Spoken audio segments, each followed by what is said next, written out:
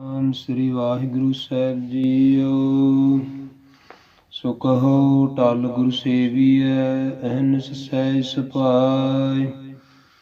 ਦਰਸ਼ਨ ਪਰਸੀਐ ਗੁਰੂ ਕੈ, ਜਨਮ ਮਰਨ ਦੁਖ ਜਾਇ।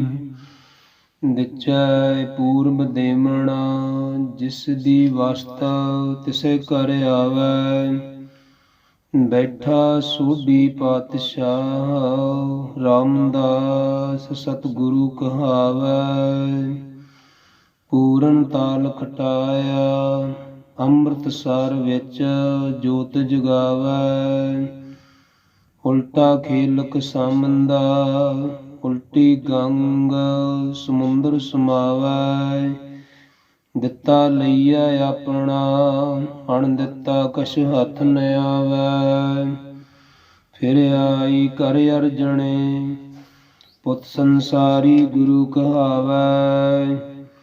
ਜਾਣ ਨਾ ਦੇਸਾਂ ਸੋਢੀਆਂ, ਹੋਰਸ ਅਜਰ ਨਾ ਜਰਿਆ ਜਾਵੈ। ਕਰ ਹੀ ਕੀ ਵਥ ਘਰੇ ਰਹਾਵੈ। ਧੰਨ ਧੰਨ ਸਾਹਿਬ ਸ੍ਰੀ ਗੁਰੂ ਗ੍ਰੰਥ ਸਾਹਿਬ ਜੀ ਮਹਾਰਾਜ ਜੀਆਂ ਦੀ ਪਾਵਨ ਪਵਿੱਤਰ ਨਿੱਘੀ ਗੋਦ ਦਾ ਆਨੰਦ ਪ੍ਰਾਪਤ ਕਰ ਰਹੀ ਗੁਰੂ ਰੂਪ ਸਾਧ ਸੰਗਤ ਜੀ। ਆਪ ਜੀਆਂ ਨੇ ਭਾਈ ਸਾਹਿਬ ਤੋਂ 5 ਬਾਣੀਆਂ ਦਾ ਨਿਤਨੇਮ ਅੰਮ੍ਰਿਤ ਵੇਲੇ ਦਾ ਸਰਵਣ ਕੀਤਾ ਹੈ। ਹੁਣ ਸਾਹਿਬ ਸ੍ਰੀ ਗੁਰੂ ਗ੍ਰੰਥ ਸਾਹਿਬ ਦੀ ਪਾਰ ਕਿਰਪਾ ਦਾ ਸਦਕਾ ਪੰਜਵੇਂ ਪਾਤਸ਼ਾਹ ਸ਼ਹੀਦਾਂ ਦੇ ਸਰਤਾਜ, ਸ਼ਾਂਤੀ ਦੇ ਪੁੰਜ, ਬਾਣੀ ਕੇ ਬੋਹਿਥ, ਧੰਨ ਧੰਨ ਗੁਰੂ ਅਰਜਨ ਸਾਹਿਬ ਜੀ ਮਹਾਰਾਜ ਦੇ ਸ਼ਹੀਦੀ ਸਮਾਗਮ ਦੇ ਸੰਬੰਧ ਵਿੱਚ ਆਪਾਂ ਅੱਜ ਕਥਾ ਸ਼ੁਰੂ ਕਰਨ ਲੱਗੇ ਹਾਂ। ਧੰਨ ਧੰਨ ਗੁਰੂ ਅਰਜਨ ਸਾਹਿਬ ਜੀ ਮਹਾਰਾਜ ਦਾ ਅਵਤਾਰ 19 ਵਿਸਾਖ ਸੰਮਤ 1620 ਵਿਸਾਖ ਬਦੀ 7 ਗੋਇੰਦਵਾਲ ਸਾਹਿਬ, ਜ਼ਿਲ੍ਹਾ ਸ੍ਰੀ ਅੰਮ੍ਰਿਤਸਰ ਸਾਹਿਬ ਵਿਖੇ ਧੰਨ ਧੰਨ ਸ੍ਰੀ ਗੁਰੂ ਰਾਮਦਾਸ ਜੀ ਅਤੇ ਮਾਤਾ ਸ੍ਰੀ ਭਾਨੀ ਜੀ ਦੀ ਕੁੱਖੋਂ ਹੋਇਆ। ਹਾੜ 23 ਸੰਮਤ 1636 ਪਿੰਡ ਮੌਤ, ਜ਼ਿਲ੍ਹਾ ਤਹਿਸੀਲ ਫਲੌਰ ਦੇ ਵਸਨੀਕ ਕਿਸ਼ਨ ਚੰਦ ਦੀ ਸਪੁੱਤਰੀ ਦੇ ਨਾਲ ਮਾਤਾ ਸ੍ਰੀ ਗੰਗਾ ਜੀ ਨਾਲ ਜਦੋਂ ਸ਼ਾਦੀ ਹੋਈ ਤੇ ਧੰਨ ਧੰਨ ਗੁਰੂ ਅਰਜਨ ਸਾਹਿਬ ਮਹਾਰਾਜ ਜੀਆਂ ਦੇ ਘਰ ਸ੍ਰੀ ਗੁਰੂ ਹਰਗੋਬਿੰਦ ਸਿੰਘ ਮਹਾਰਾਜ ਜੀ ਨੇ ਅਵਤਾਰ ਧਾਰਿਆ ਅਤੇ 3 ਅੱਸੂ ਸੰਮਤ 1636 ਨੂੰ ਭਾਦੋਂ ਸੁਦੀ ਦੀ ਅਵਸਥਾ ਵਿੱਚ ਗੁਰਗੱਦੀ ਤੇ ਬਿਰਾਜਮਾਨ ਹੋਏ। ਸਤਿਗੁਰੂ ਅਰਜਨ ਸਾਹਿਬ ਮਹਾਰਾਜ ਜੀਆਂ ਨੇ ਆਪਣੇ ਜੀਵਨ ਕਾਲ ਵਿੱਚ ਅੰਮ੍ਰਿਤਸਰ ਸਰੋਵਰ ਪੱਕਾ ਬਣਾਉਣਾ, ਸੰਤੋਖਸਰ ਮੁਕੰਮਲ ਕਰਨਾ, ਸ੍ਰੀ ਹਰਿਮੰਦਰ ਸਾਹਿਬ ਦੀ ਨੀਂਹ ਰੱਖਣੀ, ਕਰਤਾਰਪੁਰ ਜਲੰਧਰ ਸੰਮਤ 1650 ਤਰਨਤਾਰਨ ਸ਼ਹਿਰ ਵਸਾਇਆ ਅਤੇ ਛੇਹਰਟਾ ਸਾਹਿਬ ਦੀ ਸੰਪਾਦਨਾ ਕੀਤੀ। ਸ੍ਰੀ ਗੋਬਿੰਦਪੁਰਾ ਬੌਲੀ ਸਾਹਿਬ ਲਾਹੌਰ ਵਿਖੇ ਸੰਮਤ 1656 ਨੂੰ ਅਤੇ ਰਾਮਸਰ ਸਰੋਵਰ ਦੀ ਉਤਪਾਦਨਾ ਵੀ ਕੀਤੀ। ਗੁਰੂ ਕਾ ਬਾਗ ਤਹਿਸੀਲ ਅਜਨਾਲਾ ਇਹ ਵੀ ਆਪਣੇ ਕਰ ਕਮਲਾ ਦੁਆਰਾ ਸਥਾਪਨਾ ਕੀਤੀ। ਰਾਮਸਰ ਦੇ ਕੰਢੇ ਸ੍ਰੀ ਗੁਰੂ ਗ੍ਰੰਥ ਸਾਹਿਬ ਦੀ ਲਿਖਾਈ ਜਦੋਂ ਸ਼ੁਰੂ ਹੋਈ 1660 ਤਾਂ ਪਹਿਲਾ ਪ੍ਰਕਾਸ਼ ਸ੍ਰੀ ਹਰਿਮੰਦਰ ਸਾਹਿਬ ਵਿੱਚ ਭਾਦੋਂ ਸੁਦੀ 1 ਸੰਮਤ 1661 ਨੂੰ ਜਦੋਂ ਜੋਤੀ ਜੋਤ ਸਮਾਏ। ਜੇਠ ਸੁਦੀ 4 1 ਹਾੜ ਸੰਮਤ 1663 ਲਾਹੌਰ ਵਿੱਚ ਸਤਿਗੁਰੂ ਅਰਜਨ ਸਾਹਿਬ ਮਹਾਰਾਜ ਜੀ ਦਾ ਗੁਰਮੁਖ ਪਿਆਰੋ ਬਚਪਨ ਦਾ ਜੋ ਸਮਾਂ ਹੈ, ਜਨਮ ਗੋਬਿੰਦਵਾਲ ਵਿੱਚ ਸ੍ਰੀ ਗੁਰੂ ਰਾਮਦਾਸ ਜੀ ਦੇ ਘਰ ਮਾਤਾ ਭਾਨਾ ਜੀ ਦੀ ਕੁੱਖੋਂ ਤੋਂ ਹੋਇਆ। ਆਪ ਜੀ ਛੋਟੇ ਹੁੰਦਿਆਂ ਤੋਂ ਆਪਣੇ ਸੁਗੜ ਸੁਚੱਜੇ ਕੌਤਕਾਂ ਨਾਲ ਇਉਂ ਜਾਪਦੇ ਸੀ ਜਿਵੇਂ ਤੁਰ ਦਰਗਾਹੋਂ ਗੁਰਗੱਦੀ ਲਈ ਘੱਲੇ ਗਏ ਹੋਣ। ਸ੍ਰੀ ਗੁਰੂ ਅਮਰਦਾਸ ਜੀ ਇਹਨਾਂ ਨਾਲ ਬਚਪਨ ਤੋਂ ਬਹੁਤ ਪਿਆਰ ਕਰਦੇ ਸੀ। ਪਿਆਰੇ ਬੱਚੇ ਹੁੰਦੇ ਹਨ। ਇੱਕ ਦਿਨ ਰਿੜਦੇ ਆਪ ਸਤਿਕਾਰਯੋਗ ਨਾਨਾ ਜੀ ਦੇ ਕਮਰੇ ਵਿੱਚ ਚਲੇ ਗਏ। ਮੰਜੇ ਨੂੰ ਫੜ ਕੇ ਹੰਭਲੀਆਂ ਮਾਰਨ ਗੁਰੂ ਜੀ ਮੁਸਕਰਾ ਕੇ ਆਖਣ ਲੱਗੇ, ਅਜੇ ਸਮਾਂ ਨਹੀਂ ਆਇਆ, ਕਾਹਲਾ ਨਾ ਪੈ। ਸਤਿਗੁਰੂ ਜੀ ਨੇ ਚੁੱਕ ਕੇ ਪਿਆਰ ਕੀਤਾ, ਮੱਥਾ ਚੁੰਮਿਆ ਅਤੇ ਸਹਿਜ ਸੁਭਾਅ ਕਹਿਣ ਲੱਗੇ, ਦੋਹਤਾ ਬਾਣੀ ਕਾ ਬੋਹਿਥਾ। ਬੋਹਿਥੇ ਦਾ ਅਰਥ ਹੈ ਭਾਵ ਜਹਾਜ਼। ਜਿਸ ਤਰ੍ਹਾਂ ਆਪਾਂ ਰੋਜ਼ ਅਰਦਾਸ ਵਿੱਚ ਸ਼ਾਮਲ ਕਰਦੇ ਹਾਂ, ਵਾਹਿਗੁਰੂ ਨਾਮ ਜਹਾਜ਼ ਹੈ, ਚੜੇ ਸੋ ਉਤਰੇ ਪਾਰ। ਮਹਾਰਾਜ ਕਹਿੰਦੇ ਸੰਸਾਰ ਸਮੁੰਦਰ ਤੋਂ ਪਾਰ ਕਰਨ ਵਾਲਾ ਜਹਾਜ਼। ਤਾਂ ਹੀ ਭੱਟਾਂ ਨੇ ਸਵਈਆਂ ਦੇ ਵਿੱਚ ਸੰਬੋਧਨ ਕੀਤਾ, ਕਲਯੁਗ ਜਹਾਜ਼ ਅਰਜਨ ਗੁਰੂ, ਸਗਲ ਸ੍ਰਿਸ਼ਟ ਲਗ ਬਿਤ ਰਹੋ। ਕੁਝ ਸਮਾਂ ਆਪ ਗੋਬਿੰਦਵਾਲ ਰਹੇ। 1631 ਵਿੱਚ ਜਦ ਗੁਰੂ ਰਾਮਦਾਸ ਜੀ ਗੁਰੂ ਕੇ ਚੱਕ ਆਏ ਤਾਂ ਆਪ ਵੀ ਇੱਥੇ ਆ ਗਏ। ਆਪ ਜੀ ਆਪਣੇ ਪਿਤਾ ਜੀ ਨੂੰ ਮੁਕਤੀ ਦਾਤਾ ਗੁਰੂ ਸਮਝ ਕੇ ਸੇਵਾ ਕਰਦੇ ਸਨ। ਹੁਕਮਾਂ ਦੀ ਪਾਲਣਾ ਕਰਨੀ, ਸਦਾ ਆਗਿਆ ਵਿੱਚ ਰਹਿਣਾ, ਖੁਸ਼ੀਆਂ ਤੇ ਅਸੀਸਾਂ ਲੈਣੀਆਂ, ਇਹ ਹਰ ਇੱਕ ਦੇ ਵੱਸ ਦੀ ਗੱਲ ਨਹੀਂ। ਪਰਿਵਾਰ ਵਿੱਚ ਜੋ ਬੱਚੇ ਹੁੰਦੇ ਹੈ, ਕਿਸੇ ਦਾ ਸੁਭਾਅ ਕਿਸ ਤਰ੍ਹਾਂ ਹੁੰਦਾ ਹੈ, ਕਿਸੇ ਦਾ ਸੁਭਾਅ ਕਿਸ ਤਰ੍ਹਾਂ ਹੁੰਦਾ ਹੈ। ਪਰ ਧੰਨ ਧੰਨ ਗੁਰੂ ਅਰਜਨ ਸਾਹਿਬ ਜੀ ਮਹਾਰਾਜ ਸਦਾ ਸ਼ਾਂਤ ਚਿੱਤ, ਸਤੋ ਗੁਣੀ ਸੁਭਾਅ, ਨਾਮ ਦੇ ਵਿੱਚ ਲੀਨ ਰਹਿਣਾ, ਪਹਿਲੇ ਗੁਰੂਆਂ ਦੀ ਬਾਣੀ ਪੜ੍ਹਨੀ, ਸਤ ਸੰਤੋਖ ਦਇਆ ਧਰਮ ਵਿੱਚ ਪ੍ਰੇਮ ਦੀ ਮੂਰਤੀ ਬਣੇ ਰਹਿਣਾ, ਬ੍ਰਹਮ ਗਿਆਨ ਦੀ ਅਵਸਥਾ, ਜਮਾਂਦਰੂ ਕਵੀ, ਇਹ ਆਪ ਕੋਲ ਤੁਰਦਰਗਾਹੋਂ ਨਾਲ ਆਈਆਂ ਕੁਦਰਤੀ ਦਾਤਾਂ ਸਨ। ਕਿਉਂ ਜੋ ਤੁਰਦਰਗਾਹ ਤੋਂ ਦਾਤ ਬਖਸ਼ਿਸ਼ ਹੋਵੇ, ਪ੍ਰਾਪਤ ਹੋਵੇ ਤੇ ਉਹ ਹਨ ਸਾਹਿਬ ਸ੍ਰੀ ਗੁਰੂ ਅਰਜਨ ਦੇਵ ਜੀ ਮਹਾਰਾਜ, ਜਿਨ੍ਹਾਂ ਨੂੰ ਤੁਰਦਰਗਾਹ ਤੋਂ ਬਖਸ਼ਿਸ਼ਾਂ ਹੋਈਆਂ।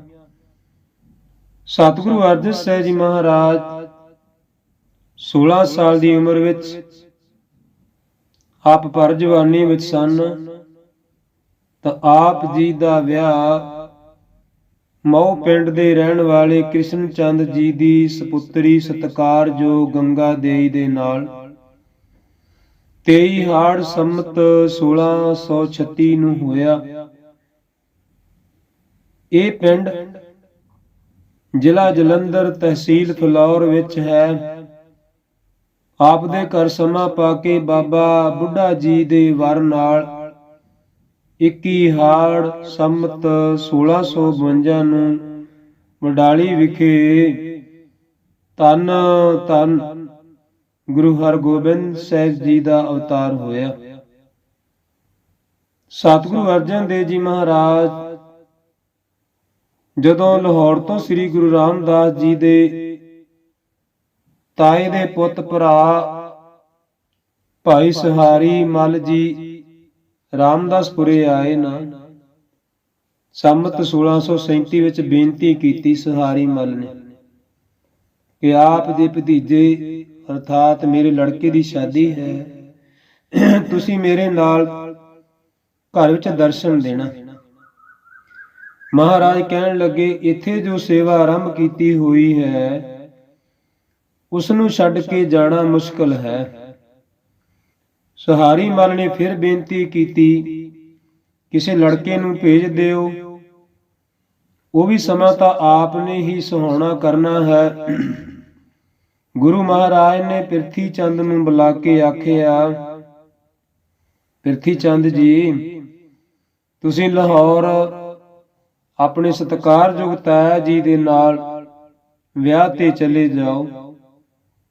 ਅਜੇ ਗੱਲ ਪੂਰੀ ਨਹੀਂ ਹੋਈ ਸੀ, ਉਹ ਕਹਿਣ ਲੱਗਾ, ਮੈਂ ਨਹੀਂ ਕਿਧਰੇ ਜਾ ਸਕਦਾ, ਮੇਰੇ ਸਿਰ ਤੇ ਇੱਥੇ ਕਈ ਜ਼ਿੰਮੇਵਾਰੀਆਂ ਹਨ।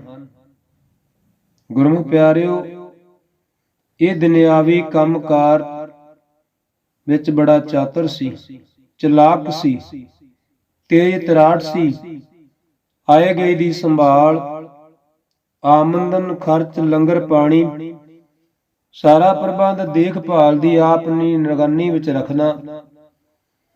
ਸੰਗਤਾਂ ਨਾਲ ਜਾਣ ਪਛਾਣ ਹੋਣ ਕਰਕੇ ਆਪਣੇ ਆਪ ਨੂੰ ਗੁਰਗੱਦੀ ਦਾ ਮਾਲਕ ਸਮਝਦਾ ਸੀ। ਇਸ ਕਰਕੇ ਕਿਸੇ ਛੋਟੇ ਭਰਾ ਨੂੰ ਲਾਗੇ ਨਹੀਂ ਸੀ ਢੁਕਣ ਦਿੰਦਾ। ਉਹਨੂੰ ਮਾਣ ਸੀ ਕਿ ਮੇਰੇ ਵਰਗਾ ਸਿਆਣਾ ਕੋਈ ਨਹੀਂ। ਪਿਰਥੀ ਚੰਦ ਆਪਣੇ ਆਪ ਨੂੰ ਸੁਹਾਉਣ ਲੱਗਾ ਤੇ ਮਹਾਰਾਜ ਨੇ ਜਦੋਂ ਇਹਦੀਆਂ ਗੱਲਾਂ ਤੋਂ ਸੁਣ ਕੇ ਇਹਨੂੰ ਪਰਖ ਲਿਆ ਤੇ ਧੰਨ ਗੁਰੂ ਰਾਮਦਾਸ ਜੀ ਮਹਾਰਾਜ ਜੀ ਨੇ ਫਿਰ ਉਸ ਤੋਂ ਛੋਟੇ ਸੁਪੁੱਤਰ ਬਾਬਾ ਮਹਾਦੇਵ ਨੂੰ ਬੁਲਾ ਕੇ ਆਖਿਆ, ਕਹਿੰਦੇ ਮਹਾਦੇਵ ਜੀ, ਤੁਸੀਂ ਆਪਣੇ ਤਾਇਆ ਜੀ ਨਾਲ ਵਿਆਹ ਤੇ ਲਾਹੌਰ ਚਲੇ ਜਾਓ।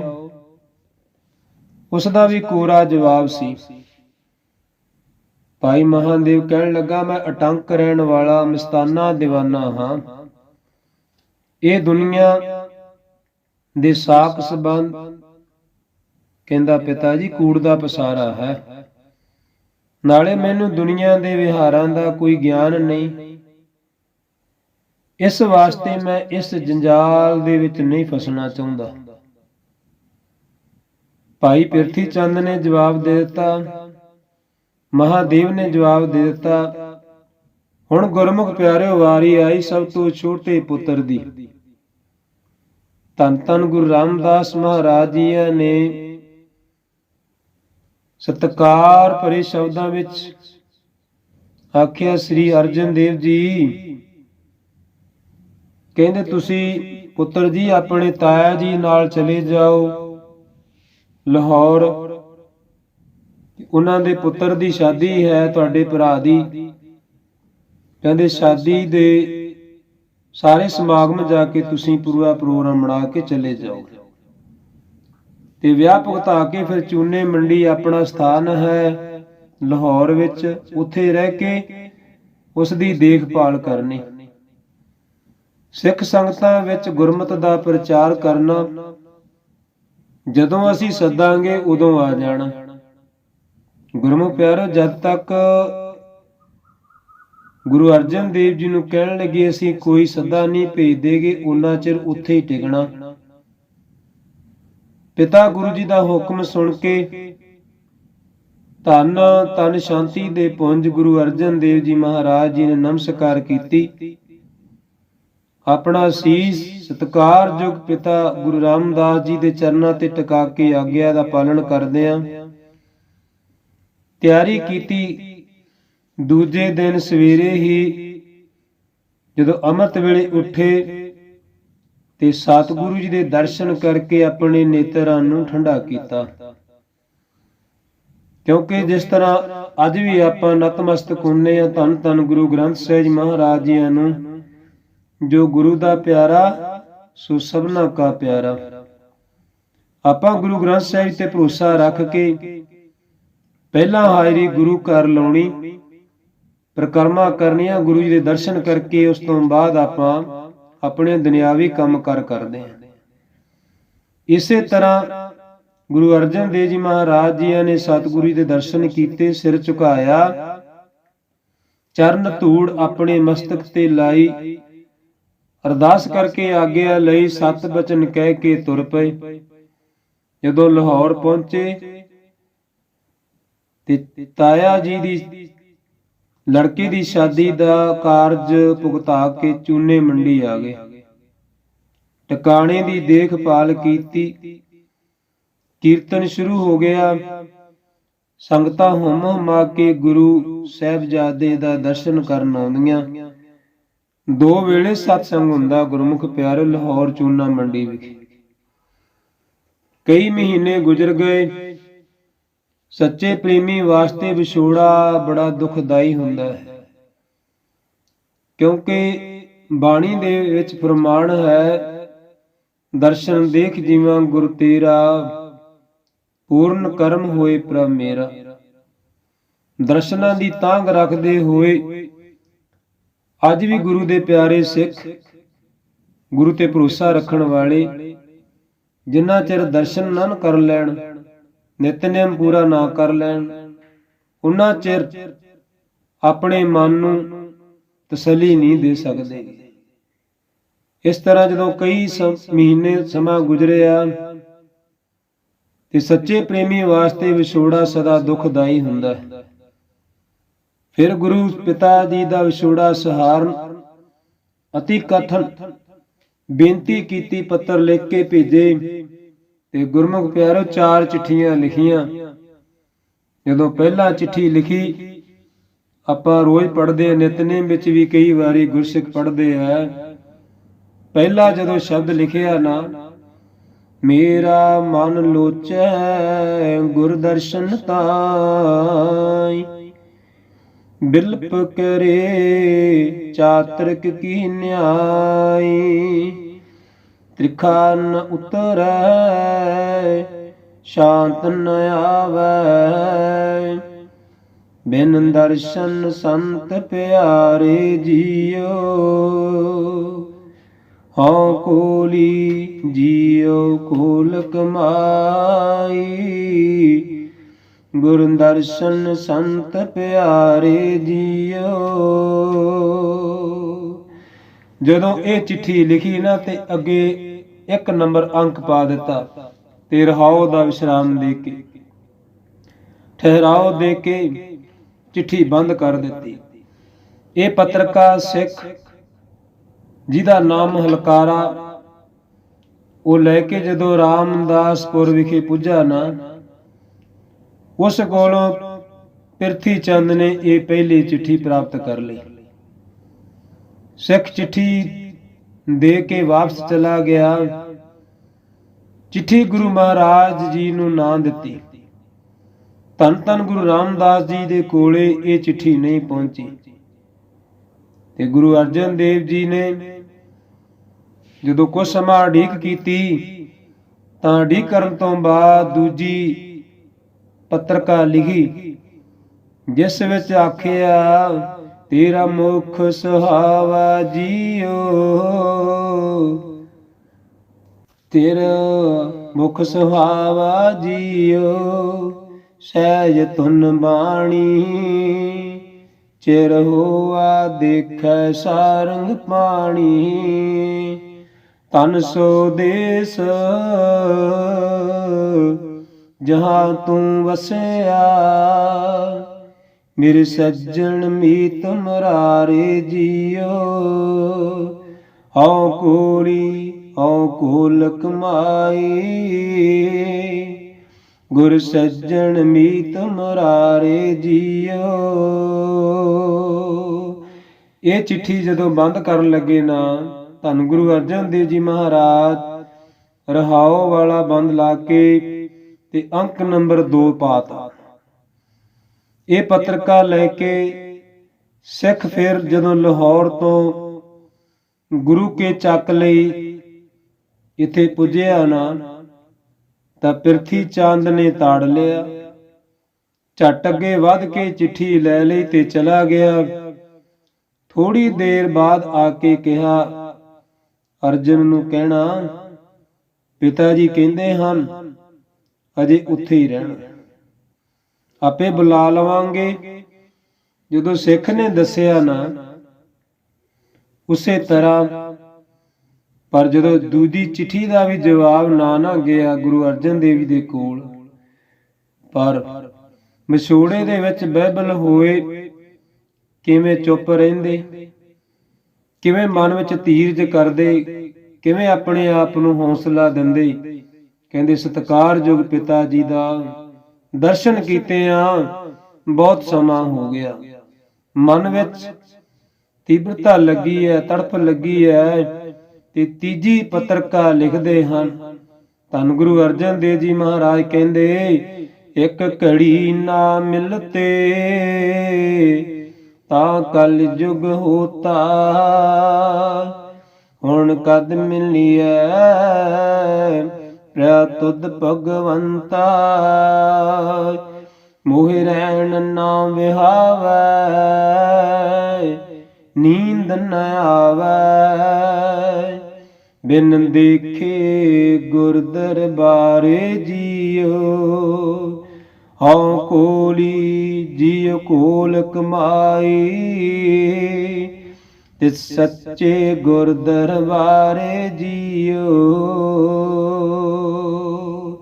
ਤੇ 3 ਨੰਬਰ ਅੰਕ ਪਾ ਕੇ ਰਹਾਉ ਲਾ ਕੇ ਇਹ ਚਿੱਠੀ ਬੰਦ ਕਰ ਦਿੱਤੀ। ਸਤਿਗੁਰੂ ਅਰਜਨ ਦੇਵ ਜੀ ਮਹਾਰਾਜ ਜੀ ਨੇ ਜਦੋਂ ਨੰਬਰ 3 ਪਾ ਕੇ ਇਹ ਪੱਤਰਕਾ ਲਿਖੀ ਤੇ ਲੈ ਕੇ ਜਾਣ ਵਾਲੇ ਸਿੱਖ ਨੂੰ ਬਹੁਤ ਪੱਕਿਆਂ ਕੀਤਾ। ਇਹ ਪੱਤਰਕਾ ਸ੍ਰੀ ਗੁਰੂ ਰਾਮਦਾਸ ਜੀ ਤੋਂ ਬਗੈਰ ਕਹਿੰਦੇ ਕਿਸੇ ਨੂੰ ਨਹੀਂ ਦੇਣੀ। ਸਿੱਖ ਲੈ ਕੇ ਜਦੋਂ ਪੁੱਜਿਆ ਨਾ ਗੁਰੂ ਕੇ ਚੱਕ, ਤਾਂ ਸ੍ਰੀ ਗੁਰੂ ਰਾਮਦਾਸ ਜੀ ਮਹਾਰਾਜ ਨੂੰ ਜਦੋਂ ਇਹ ਚਿੱਠੀ ਫੜਾਈ, ਕੁਦਰਤੀ ਪ੍ਰਿਥੀ ਚੰਦ ਉਸ ਜਗ੍ਹਾ ਤੇ ਹੈ ਹੀ ਨਹੀਂ ਸੀ। ਸਿੱਖ ਨੇ ਪੱਤਰਕਾ ਜਦੋਂ ਗੁਰੂ ਜੀ ਨੂੰ ਜਾ ਕੇ ਦਿੱਤੀ, ਗੁਰਮੁਖ ਪਿਆਰਿਓ, ਸਤਿਗੁਰਾਂ ਨੇ ਪ੍ਰੇਮ ਤੇ ਵਿਰਾਗ, ਅਸਹਿਬ ਵਿਛੋੜੇ ਦੀ ਬਹਿਬਲਤਾ ਦੇ ਮਿਠਾਸ ਭਰੇ ਅੱਖਰ ਜਦੋਂ ਪੜ੍ਹ ਕੇ ਅੰਕ ਨੰਬਰ 3 ਲੱਗਾ ਵੇਖਿਆ ਨਾ, ਤੇ ਝਟਪਟ ਪ੍ਰਿਥੀ ਚੰਦ ਨੂੰ ਬੁਲਾ ਕੇ ਪੁੱਛਿਆ, ਕਹਿੰਦੇ ਪ੍ਰਿਥੀ ਚੰਦ ਜੀ, ਪਹਿਲੀਆਂ 2 ਪੱਤਰਕਾਂ ਕਿੱਥੇ ਹਨ? ਅੱਗੋਂ ਕ੍ਰੋਧ ਭਰੇ ਸ਼ਬਦਾਂ ਦੇ ਵਿੱਚ ਗੁੱਸੇ ਵਿੱਚ ਆ ਕੇ ਬੋਲਿਆ, ਕਹਿੰਦਾ ਕਿ ਮੈਨੂੰ ਕੀ ਪਤਾ ਹੈ। ਅੰਤਰਜਾਮੀ ਧੰਨ ਧੰਨ ਗੁਰੂ ਰਾਮਦਾਸ ਜੀ ਮਹਾਰਾਜ ਨੇ ਇੱਕ ਸਿੱਖ ਨੂੰ ਉਸ ਦੇ ਘਰ ਘੱਲ ਕੇ ਕਹਿੰਦੇ, ਭਾਈ ਇਹਦੇ ਘਰ ਜਾਓ। ਪ੍ਰਿਥੀ ਚੰਦ ਦਾ ਜਦੋਂ ਚੋਲਾ ਮੰਗਵਾ ਲਿਆ ਨਾ ਧੰਨ ਧੰਨ ਗੁਰੂ ਰਾਮਦਾਸ ਮਹਾਰਾਜ ਜੀਆਂ ਨੇ, ਕਹਿੰਦੇ ਕਿ ਜਦੋਂ ਇਹਦਾ ਚੋਲਾ ਮੰਗਾਇਆ ਤੇ ਸਾਹਮਣੇ ਫੜ ਕੇ ਕਹਿਣ ਲੱਗੇ, ਇਹ ਜਾਮਾ ਤੇਰਾ ਹੈ? ਤੇ ਕਹਿੰਦਾ ਸਿਰ ਹਿਲਾ ਕੇ, ਜੀ ਹਾਂ, ਪਰ ਇਹ ਤਾਂ ਘਰ ਸੀ। ਕਹਿੰਦੇ ਪ੍ਰਿਥੀ ਚੰਦ ਜੀ, ਇਹ ਘਰੋਂ ਮੰਗਵਾਇਆ ਹੈ। ਸਿੱਖ ਨੇ ਕਿਹਾ, ਜੇਬ ਵਿੱਚੋਂ ਚਿੱਠੀਆਂ ਕੱਢ। ਧੰਨ ਗੁਰੂ ਰਾਮਦਾਸ ਜੀ ਦਾ ਸਿਰ ਮੱਥੇ ਹੁਕਮ ਮੰਨ ਕੇ ਉਸ ਗੁਰਸਿੱਖ ਨੇ ਚਿੱਠੀਆਂ ਜਦੋਂ ਜੇਬ ਚੋਂ ਕੱਢ ਕੇ ਦਿੱਤੀਆਂ ਨਾ ਧੰਨ ਧੰਨ ਗੁਰੂ ਰਾਮਦਾਸ ਜੀ ਮਹਾਰਾਜ ਜੀਆਂ ਨੂੰ, ਕਹਿੰਦੇ ਕਿ ਪਾਜ ਖੁੱਲਿਆ ਵੇਖ ਕੇ ਪ੍ਰਿਥੀਆ ਸੜ ਬਲ ਗਿਆ, ਕ੍ਰੋਧ ਵਿੱਚ ਆ ਗਿਆ, ਪੂਰਾ ਗੁੱਸੇ ਵਿੱਚ ਆ ਗਿਆ। ਮਹਾਰਾਜ ਕਹਿੰਦੇ ਝੂਠ ਦੇ ਪੈਰ ਨਹੀਂ ਹੁੰਦੇ ਗੁਰਮੁਖੋ, ਸੱਚ ਜਿਹੜਾ ਸਥਿਰ ਰਹਿਣ ਵਾਲਾ ਹੈ, ਝੂਠ ਸਦਾ ਅਡੋਲ ਹੈ। ਝੂਠ ਨੇ ਡੋਲ ਜਾਣਾ ਤੇ ਸਾਰਾ ਸੱਚ ਕਾਇਮ ਰਹਿਣ ਵਾਲੇ ਹਨ। ਝੂਠ ਦੇ ਪੈਰ ਨਹੀਂ ਹੁੰਦੇ। ਨੀਵੀਂ ਪਾ ਕੇ ਜਦੋਂ ਘਰ ਚਲਾ ਗਿਆ ਨਾ, ਤਾਂ ਗੁੱਸੇ ਵਿੱਚ ਤਾਂ ਸੀਗਾ ਹੀ। ਪਹਿਲਾਂ ਘਰਵਾਲੀ ਨੂੰ ਜਾ ਕੇ ਤਾੜਿਆ, ਕਹਿੰਦੇ ਕਿ ਤੂੰ ਜਾਮਾ ਕਿਉਂ ਦਿੱਤਾ ਹੈ? ਅੱਗੋਂ ਇਹਦੇ ਘਰਵਾਲੀ ਕਰਮੋਂ ਕਿਹੜਾ ਘੱਟ ਸੀ? ਪ੍ਰਿਥੀ ਦੇ ਚੰਦ, ਉਹਦੇ ਘਰਵਾਲੀ ਦਾ ਨਾਂ ਕਰਮੋਂ ਸੀ। ਮੈਨੂੰ ਤੁਹਾਡੇ ਝੂਠਾਂ ਤੇ ਧੋਖਿਆਂ ਦਾ ਕੀ ਪਤਾ ਹੈ? ਗੁਰੂ ਦੇ ਪੁੱਤ ਝੂਠ ਬੋਲਦੇ ਤੇ ਚੋਰੀ ਕਰਦੇ ਹਨ ਭਰਾ ਦੀਆਂ ਚਿੱਠੀਆਂ ਦੀ। ਕਹਿੰਦੇ ਮੈਂ ਜਾਣਿਆ ਤੁਸਾਂ ਹੀ ਸਿੱਖ ਘੱਲ ਕੇ ਮੰਗਵਾਇਆ ਹੋਵੇਗਾ। ਕਰਮੋਂ ਨੇ ਬੜੇ ਠੰਮੇ ਨਾਲ ਜਵਾਬ ਦਿੱਤਾ। ਜਦੋਂ ਖਰੀਆਂ ਸੁਣ ਕੇ ਕਰਮੋਂ ਕੋਲੋਂ ਹੋਰ ਵਧੇਰੇ ਅੱਗ ਲੱਗੀ ਤੇ ਬਾਹਰ ਨੂੰ ਚਲਾ ਗਿਆ। ਸਤਿਗੁਰਾਂ ਨੇ ਸਤਿਕਾਰਯੋਗ ਧੰਨ ਧੰਨ ਬਾਬਾ ਬੁੱਢਾ ਜੀ ਨੂੰ ਸਿੱਖ ਦੇ ਨਾਲ ਭੇਜ ਕੇ ਗੁਰੂ ਅਰਜਨ ਦੇਵ ਜੀ ਨੂੰ ਜਦੋਂ ਲਾਹੌਰ ਤੋਂ ਮੰਗਵਾ ਲਿਆ ਨਾ, ਧੰਨ ਧੰਨ ਗੁਰੂ ਅਰਜਨ ਦੇਵ ਜੀ ਨੇ ਅਤੀ ਸ਼ਰਧਾ ਤੇ ਨਿਮਰਤਾ ਸਹਿਤ ਪਿਤਾ ਗੁਰੂ ਜੀ ਦੇ ਚਰਨਾਂ ਤੇ ਮੱਥਾ ਟੇਕਿਆ। ਦਰਸ਼ਨ ਕਰਕੇ ਮਿਲਾਪ ਦੀ ਪੱਤਰਕਾ ਚੌਥੀ ਪੜ੍ਹੀ। ਕਹਿੰਦੇ ਜਦੋਂ ਚੌਥੀ ਪੱਤਰਕਾ ਪੜ੍ਹੀ ਨਾ, ਮਹਾਰਾਜ ਕਹਿੰਦੇ ਭਾਗ ਹੋਆ ਗੁਰ ਸੰਤ ਮਿਲਾਇਆ, ਪ੍ਰਭ ਅਬਨਾਸੀ ਕਰ ਮੈਂ ਪਾਇਆ। ਸੇਵ ਕਰੀ ਪਾਲ ਚਸਾ ਨ ਵਿਛੜਾ, ਜਨ ਨਾਨਕ ਦਾਸ ਤੁਮਾਰੇ ਜੀਓ। ਹਉ ਕੂਲੀ ਜੀਉ ਕੂਲ ਕਮਾਈ, ਜਨ ਨਾਨਕ ਦਾਸ ਤੁਮਾਰੇ ਜੀਓ। ਤਿਰਹਾਉ ਦੇ ਕੇ ਚੌਥਾ ਅੰਗ ਨੰਬਰ ਪਾ ਕੇ ਚਿੱਠੀ ਨੂੰ ਬੰਦ ਕਰਤਾ। ਜਦੋਂ ਇਹ ਚਿੱਠੀ ਚੌਥੀ ਦੇ ਵਿੱਚ ਪਿਆਰ ਦੀ ਗੱਲ ਲਿਖੀ, ਭਾਗਾਂ ਦੀ ਗੱਲ ਲਿਖੀ, ਇਹ ਸੁਣ ਕੇ ਧੰਨ ਧੰਨ ਗੁਰੂ ਰਾਮਦਾਸ ਜੀ ਮਹਾਰਾਜ ਬੜੇ ਪ੍ਰਸੰਨ ਹੋਏ, ਬਹੁਤ ਖੁਸ਼ ਹੋਏ। ਪੁੱਤਰ ਨੂੰ ਗਲ ਨਾਲ ਲਾਇਆ ਤੇ ਪਿਆਰ ਕੀਤਾ ਤੇ ਆਖਿਆ ਗੁਰਿਆਈ ਗੁਣਾ ਕਰਕੇ ਮਿਲਦੀ ਹੈ। ਬਾਣੀ ਦੇ ਵਿੱਚ ਗੁਰਮੁਖ ਪਿਆਰਿਓ ਤੁਕਾਂ ਦਰਜ ਹਨ। ਤਖਤ ਬਹਿ ਤਖਤੇ ਕੀ ਲਾਇਕ, ਜੋ ਤਖਤ ਦੇ ਲਾਇਕ ਹੋਵੇ ਨਾ, ਉਹੀ ਤਖਤ ਤੇ ਬਹਿ ਸਕਦਾ ਹੈ। ਜਿਹੜਾ ਗੁਣਾਂ ਦਾ ਧਾਰਨੀ ਹੋਵੇ, ਸੱਚਾ ਵਿਚਾਰ ਰੱਖਦਾ ਹੋਵੇ, ਸ਼ਰਧਾ ਤੇ ਭਾਵਨਾ ਹੋਵੇ, ਪ੍ਰੇਮ ਤੇ ਸਿਦਕ ਹੋਵੇ। ਇਹ ਪਿੱਛੇ ਦੱਸ ਆਏ ਆ ਗੁਰਮੁਖ ਪਿਆਰਿਓ। ਇਹ ਪ੍ਰਿਥੀ ਚੰਦ ਦੀ ਵਿਰੋਧਤਾ ਤੋਂ ਸਤਿਗੁਰੂ ਪਰਿਵਾਰ ਸਮੇਤ ਜਦੋਂ ਗੋਬਿੰਦਵਾਲ ਚਲੇ ਗਏ ਨਾ, ਤੇ ਸੰਗਤਾਂ ਦੇ ਇਕੱਠ ਵਿੱਚ ਧੰਨ ਧੰਨ ਬਾਬਾ ਬੁੱਢਾ ਜੀ ਤੋਂ ਗੁਰਗੱਦੀ ਦਾ ਤਿਲਕ ਦਵਾ ਦਿੱਤਾ। ਕਿਉਂਕਿ 6 ਗੁਰੂ ਸਾਹਿਬਾਨਾਂ ਤੱਕ ਧੰਨ ਧੰਨ ਬਾਬਾ ਬੁੱਢਾ ਜੀ ਸਾਹਿਬ ਜੀ ਮਹਾਰਾਜ ਜੀਆਂ ਤੋਂ ਗੁਰਤਾ ਗੱਦੀ ਦਾ ਤਿਲਕ ਆਪਣੇ ਕਰ ਕਮਲਾਂ ਦੁਆਰਾ ਲਾ ਕੇ ਗੁਰਤਾ ਗੱਦੀ ਤੇ ਬਿਰਾਜਮਾਨ ਕਰਦੇ ਸਨ। ਇੱਕ 5 ਪੈਸੇ ਇੱਕ ਨਾਰੀਅਲ ਰੱਖ ਕੇ ਮੱਥਾ ਟੇਕਿਆ ਤੇ ਸੱਚਖੰਡ ਨੂੰ ਚਲੇ ਗਏ। ਜਦੋਂ ਸੱਚਖੰਡ ਚਲੇ ਗਏ ਨਾ, ਤੇ ਸ੍ਰੀ ਗੁਰੂ ਅਰਜਨ ਦੇਵ ਜੀ ਕੁਝ ਸਮਾਂ ਗੋਬਿੰਦਵਾਲ ਸਾਹਿਬ ਵਿਖੇ ਆਪਣੇ ਸਤਿਕਾਰਯੋਗ ਮਾਮਾ ਜੀ ਕੋਲ ਰਹੇ। ਫਿਰ ਮਾਤਾ ਜੀ ਨੂੰ ਨਾਲ ਲੈ ਕੇ ਰਾਮਦਾਸਪੁਰ ਵਿੱਚ ਆ ਗਏ। ਪ੍ਰਿਥੀ ਚੰਦ ਨੇ ਆਪਣੀ ਈਰਖਾ ਨਹੀਂ ਛੱਡੀ ਗਈ, ਕਿਉਂਕਿ ਜਦੋਂ ਈਰਖਾ ਹੋਣੀ ਸ਼ੁਰੂ ਹੋ ਜਾਵੇ ਤੇ ਮਨ ਵਿੱਚ ਲਿਖੀ ਜਾਵੇ ਵੀ ਈਰਖਾ ਹੀ ਕਰਨੀ ਹੈ, ਵਿਰੋਧ ਹੀ ਕਰਨਾ, ਪਰ ਮਸੰਦ ਭੇਜ ਕੇ ਸੰਗਤਾਂ ਨੂੰ ਲੋਕ ਲੈਣਾ, ਆਪ ਚੜਾਵੇ ਲੈਣੇ ਤੇ ਆਪਣੇ ਆਪ ਨੂੰ ਕਹਿਣਾ ਕਿ ਮੈਂ ਵੱਡਾ ਪੁੱਤਰ ਹਾਂ ਤੇ ਗੁਰੂ ਵੀ ਮੈਂ ਹੀ ਹਾਂ। ਗੁਰਮੁਖ ਪਿਆਰਿਓ, ਇੱਥੇ ਆਪਾਂ ਨੂੰ ਸਮਾਂ ਇਜਾਜ਼ਤ ਨਹੀਂ ਦਿੰਦਾਗਾ। ਬਾਕੀ ਜੋ ਵਿਚਾਰ ਹੈ ਕੱਲ ਦੇ ਦੀਵਾਨ ਵਿੱਚ ਕਰਾਂਗੇ। ਹੋਈਆਂ ਭੁੱਲਾਂ ਚੁੱਕਾਂ ਦੀ ਮਾਫੀ ਸਤਿਗੁਰੂ ਸਮਤ ਬਖਸ਼ਿਸ਼ ਕਰੇ। ਵਾਹਿਗੁਰੂ ਜੀ ਕਾ ਖਾਲਸਾ, ਵਾਹਿਗੁਰੂ ਜੀ ਕੀ ਫਤਿਹ।